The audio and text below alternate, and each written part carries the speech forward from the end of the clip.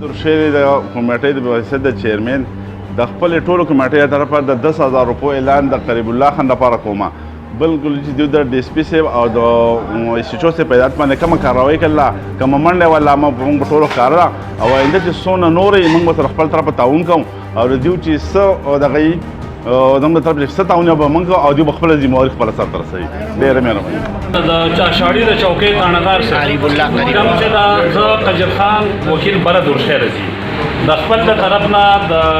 اشاړي د چوکۍ تاڼهدار صاحب دپاره د 5,000 روپۍ اعلان کوم مازدیګر به ورته په اشاړي چوکۍ کې میلاو شي کومه چې دا ایمانداري کړې ده د مټې د اس ایچ او په هدایت باندې او د ډي اس پي صاحب په هدایت باندې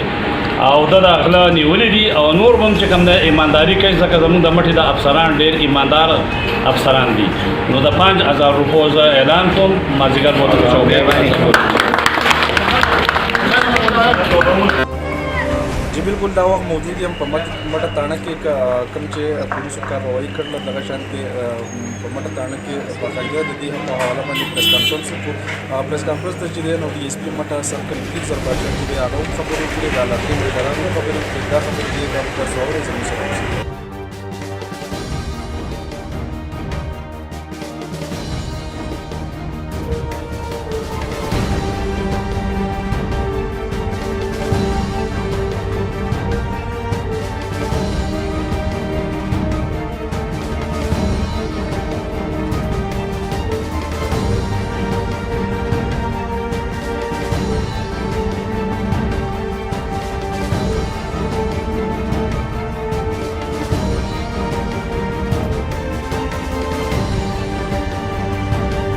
بسم الله الرحمن الرحیم.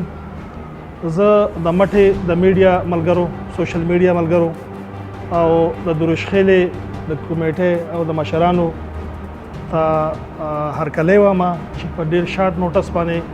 هغوی زموږ د پروګرام ته رالل. څو ورځې مخکې موږ ته معاذ الله ولد میا اکبر صاحب د برې دروشخیلې یو رپورټ کړی و چې یاره زمانه 30 منه پورې پیاز چې کوم دي هغه پټ شوي دي.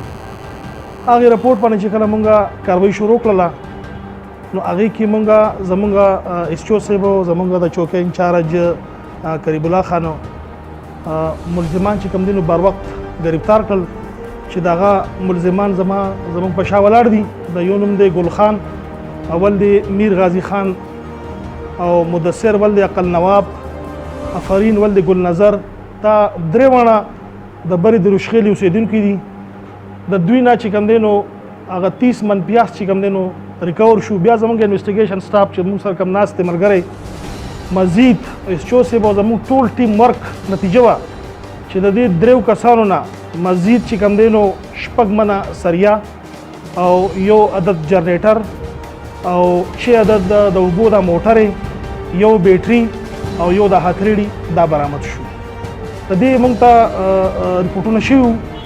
څو ورځې مخکې نو هغه هم د دې درې واړو کسانو نه برآمد شو. ملزمان ستاسو په مخه باندې دي. د مټې پولیس زما په قیادت کې زموږ اس ایچ او صاحب چې کوم دی نو نواب خان چوکۍ انچارج قریب الله خان اشاړي والا او زموږ انویسټیګیشن افسر چې کوم دی سید رحمان خان دا د دوی د کوششونو نتیجه وه چې نن دا ملزمان چې کوم دي ستاسو مخې ته ولاړ دي او دوی چې کومه غلا کړې وه هغه دوی نه برآمد شوه او مزید چې دوی کومې مخکې کړې وې هغه هم برآمد شوې. نو زه تاسو د ټول مټې خلکو ته او د مټې سرکل خلکو ته یقین دهني ورکوم چې دا کم ټیم زما په قیادت کې دلته کار کوي که په کالاکوټ کې دی که هغه په چپریال کې دی او که په مټه کې دی انشاءالله موږ به ستاسو د مال جان تحفظ کوو او موږ به هر ټیم ستاسو سره ولاړ یو. کله هم تاسو ته څه داسې مسله راځي څه کېږي نو مونږ مهرباني کوئ خبروئ مونږ به ستاسو د هر یو چې ستاسو څوک نقصان کوي مونږ به د هغې تپوس کوو انشاءالله. او دا ستاسو د مخې دي دا ملزمان چې کوم ګرفتار دي د دوی نه هر څه برآمد شوي دي.